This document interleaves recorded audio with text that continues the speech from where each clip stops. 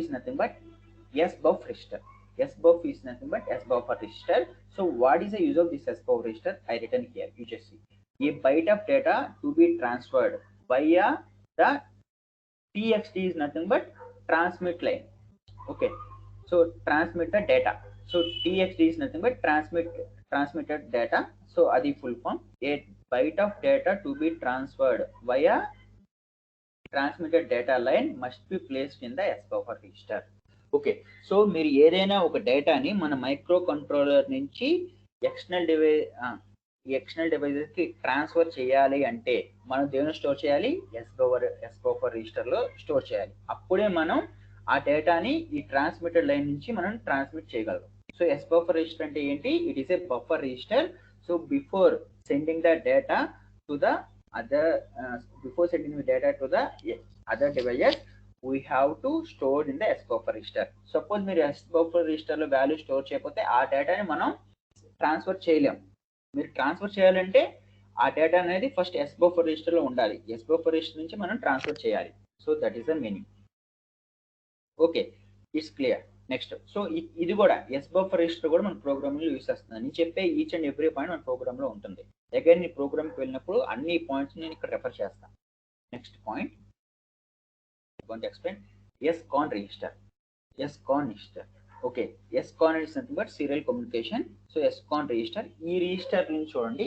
SCON is a 8-bit register used to program the start bit and stop bit and data of the bits, data programming among the timings. So చూడండి, so నేను డేటాని send చేద్దాం అనుకో. ఓకేనా?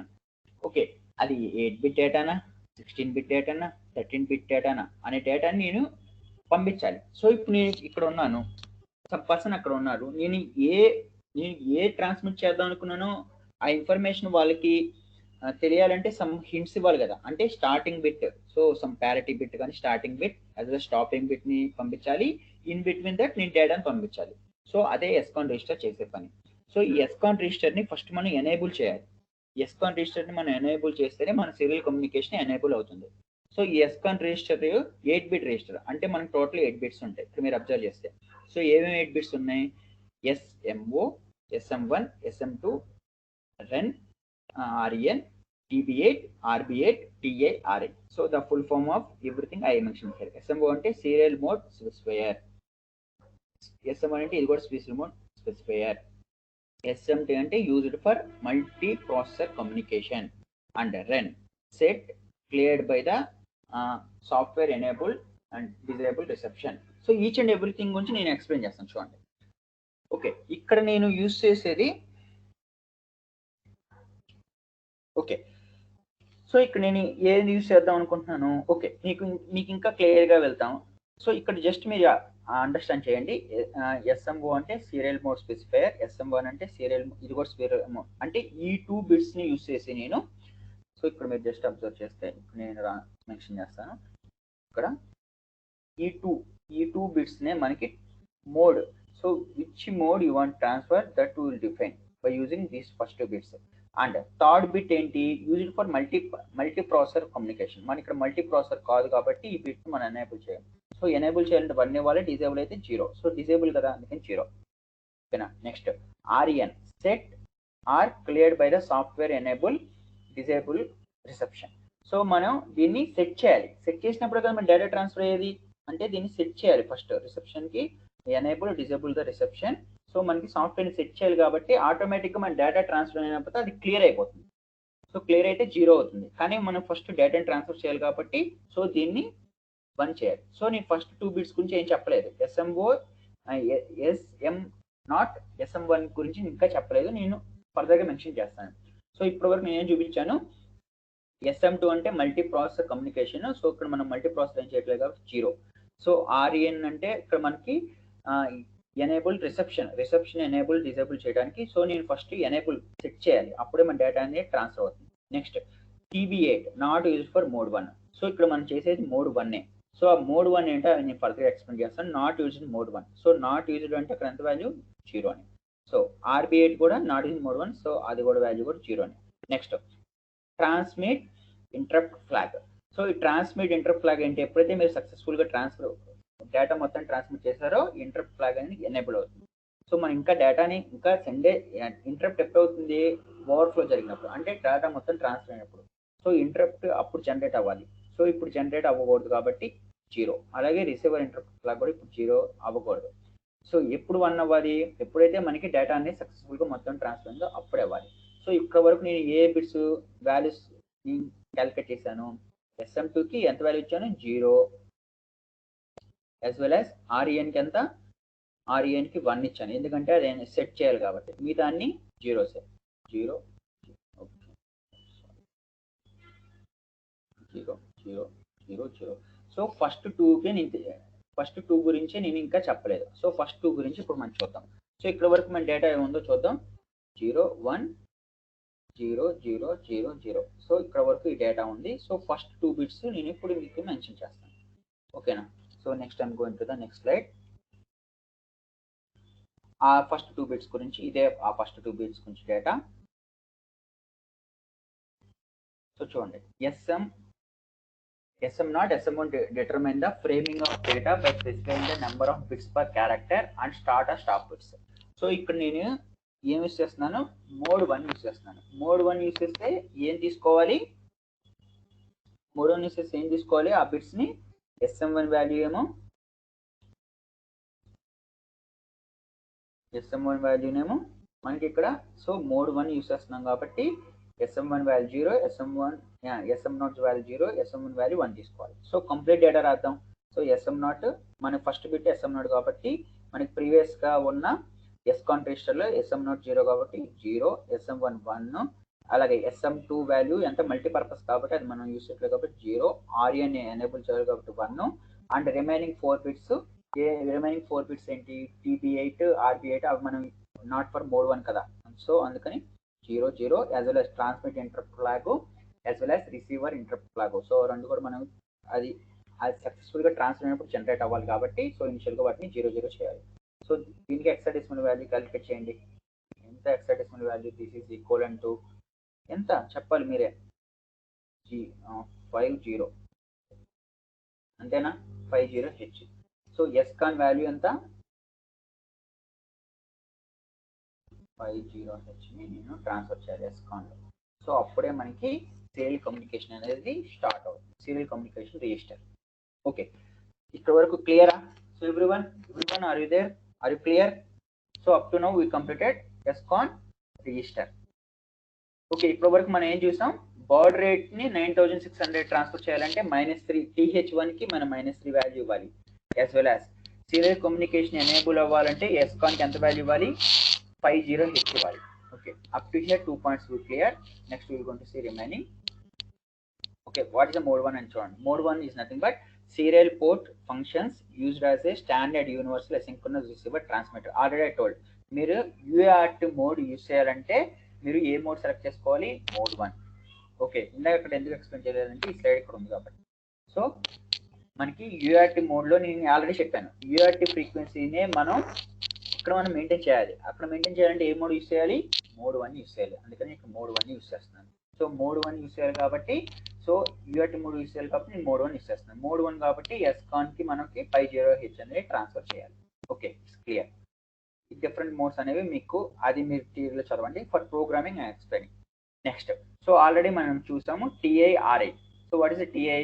TI is nothing but transmit interrupt. So already చూసాను. ఇప్పుడు transmit interrupt అవుతుంది ఎప్పుడైతే మన డేటా మొత్తాన్ని మనం ట్రాన్స్మిట్ చేసామో, ట్రాన్స్మిట్ ఇంటరప్ట్ అనేది ఎనేబుల్ అవుతుంది. సో ఇది కూడా మన ప్రోగ్రామ్లో ఉంటుంది. అప్పుడు మీకు మళ్ళీ ఒకసారి దీన్ని రిమెంబర్ చేస్తాను. సో TI అంటే ట్రాన్స్మిట్ ఇంటరప్ట్ ఫ్లాగ్. ఎప్పుడైతే మన డేటా సక్సెస్ఫుల్గా ఫుల్గా ట్రాన్స్ఫర్ అయిందో అప్పుడే ట్రాన్స్మిట్ ఇంటరప్ట్ ఫ్లాగ్ అనేది మనకి 1 అవ్వాలి, అంటే సెట్ అవ్వాలి. సో ట్రాన్స్మిట్ ఎప్పుడు సెట్ అవ్వాలి, ఎప్పుడైతే మనకి మొత్తంగా మన డేటా అనేది ట్రాన్స్మిట్ అయిపోయిందో. As well as receiver interrupt కూడా మనకి డేటా అనేది రిసీవింగ్ చేసినప్పుడు ఈ యొక్క ఫ్లాగ్ ని మనం ఎనేబుల్ చేయాలి. Otherwise it is 0 0. సో అందుకని మనం అక్కడ స్టార్టింగ్ కాబట్టి మనం 0 0 తీసుకున్నాం. సో అది ఎప్పుడు 1 అవుతుందో నేను ప్రోగ్రామింగ్ లో మీకు ఎక్స్ప్లెయిన్ చేస్తాను. నెక్స్ట్ చూడండి. సో నేను ఇందాక మనకి 2 థింగ్స్ చూసాను. ఏం చూసాము, TH1 నేను వాల్యూ ఇవ్వాలి అని చెప్పాను కదా. సో ఆల్రెడీ 03 వాల్యూ ఇచ్చాను. ఓకే, సో ఇక్కడ మేము చూడాలంటే మనకి ఒక స్పెషల్ ఫంక్షన్ రిజిస్టర్స్ ఉన్నాయి, that is nothing but timers and counters. So timer అంటే మీనింగ్ ఏంటి? టైం డిలే మెయింటైన్ చేయడానికి టైమర్స్ ని యూస్ చేస్తారు. కౌంటర్ అంటే ఏంటి? నెంబర్ ఆఫ్ కౌంట్స్ ని. ఓకేనా? సపోజ్ మీరు 5 టైమ్స్ ఇంక్రిమెంట్ చేస్తారు డేటాని, అంటే ఇక్కడ కౌంట్ ని మెజర్ మన 80 మైక్రో కంట్రోలర్లో కౌంటింగ్ ఆపరేషన్స్ ని కౌంటింగ్ ని చేయాలి అంటే కౌంటర్ రిజిస్టర్స్.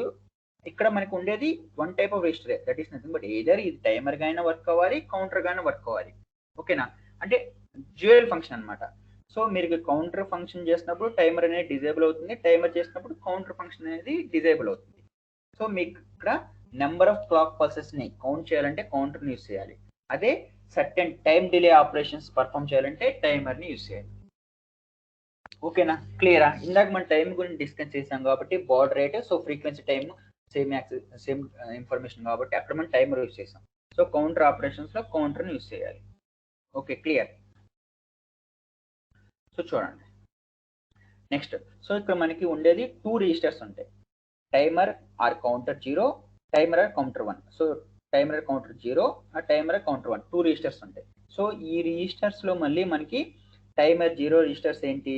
సో ఇక్కడ మనం చూస్తే మీరు జస్ట్ ఇక్కడ అబ్జర్వ్ చేయండి, మనకి 2 రిజిస్టర్స్ ఉంటాయని చెప్పాను కదా.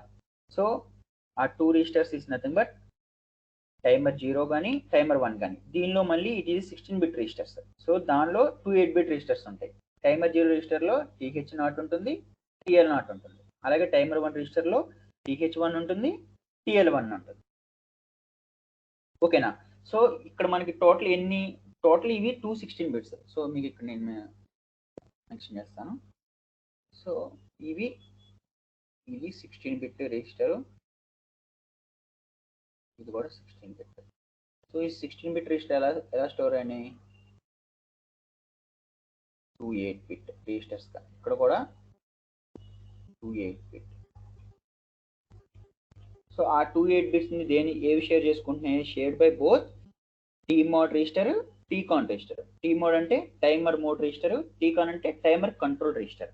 So timer mode register, timer control register అనేవి బోత్ షేర్ చేసుకుంటున్నాయి. ఏవి షేర్ చేసుకుంటున్నాయి? ఈ 4 రిజిస్టర్స్ ని ఈ 2 రిజిస్టర్స్ షేర్ చేసుకుంటాం. ఓకే, ఇది క్లియర్. సో ఇక్కడ మనం టీమాడ్ రిజిస్టర్ గురించి మాట్లాడాలి, సో అందుకనే టీమాడ్ రిజిస్టర్ స్లైడ్ మనం యూస్ చేస్తాం. ఓకేనా? సో టీమాడ్ రిజిస్టర్ లో మళ్ళీ దానిలో 2 రిజిస్టర్స్ ఉంటాయి. ఓకేనా? It's clear. నెక్స్ట్ స్లైడ్ చూడండి. ఓకే, ఆల్రెడీ ఎక్స్ప్లెయిన్ చేశాను. సో టైమర్ మోడ్ లో టైమర్ TH0 TL0 ఉంటుంది. TH అంటే హైయర్ బిట్, TL0 అంటే lower bit. Timer 0 lower bit. అలాగే టైమర్ 1 లో టైమర్ TH1 అంటే timer 1 hire bit, timer 1 lower bit. ఓకేనా? సో ఇంత ఇన్ఫర్మేషన్ నేను ఎందుకు చెప్తున్నా అంటే సింపుల్ గా మీకు ప్రోగ్రామ్ అర్థం కావాలంటే, అంటే మనకి యూస్ చేసే వాల్యూస్ అనేదానికి పెద్దానికి సమ్ డెఫినేషన్ ఉంది. ఈ వాల్యూని ఎందుకు తీసుకున్నాం? సో ఇప్పుడు మీరు వాల్యూస్ చేంజ్ చేస్తే ఆ మోడ్స్ ఆఫ్ ఆపరేషన్ డిఫరెంట్ అయిపోతుంది. సో మీకు అప్పుడు అవుట్పుట్ రాదు. ఓకేనా? సో ఆ వాల్యూస్ ఎందుకు తీసుకోవాలి అనే దానికి ఇదంతా ఎక్స్ప్లెనేషన్. సో ఆల్రెడీ చెప్పాను, టైమర్ 0లో ఈ 2 8 బిట్స్ ఉంటాయి, టైమర్ 1లో కూడా 2 8 బిట్స్ రిజిస్టర్స్ ఉంటాయి. నెక్స్ట్ ఓకే, సో చూడండి, మీరు టైమర్ 0 మోడ్, సపోజ్ ఇక్కడ టీ మోడ్ రిజిస్టర్ తీసుకుంటే, టీ మోడ్లో ఏంటంటే మనకి ఇక్కడ మనం ఏం యూస్ చేస్తున్నాము? సో లోయర్ 8 బిట్స్ ఉంటాయి, 2 8 బిట్స్ ఉంటాయి కదా, 2 8 బిట్ రిజిస్టర్స్ ఉంటాయి కదా టీ మోడ్లో. సో లోయర్ ఇక్కడ మీకు చూస్తే చూడండి, సో ఒకటి హయ్యర్ బిట్ రిజిస్టర్ ఉంటుంది, ఒకటి లోయర్ బిట్ రిజిస్టర్ ఉంటుంది. అదే ఇక్కడ నేను మెన్షన్ చేస్తున్నాను. ఓకేనా? So timer mode setting, so timer ని మోడ్ ఇక్కడ మనం ఏ మోడ్ లో చేస్తున్నాం? టైమర్ 1 లో చేస్తున్నాం, అంతే కదా? రైట్, టైమర్ 1 లో చేస్తున్నాం. సో టైమర్ 1 లో చేస్తున్నాం కాబట్టి మనకి అప్పర్ 4 బిట్ ని యూజ్ చేయాలని చెప్తున్నారు. సో టైమర్ 1 లో చేస్తున్నాం కాబట్టి ఇక్కడ మీకు important point, that is nothing but ఇక్కడ ఏంటి? Upper 4 bits for timer 1 mode setting. So ఇక్కడ నేను యూజ్ చేసేది టైమర్ 1. సో నేను ఏం యూజ్ చేయాలి?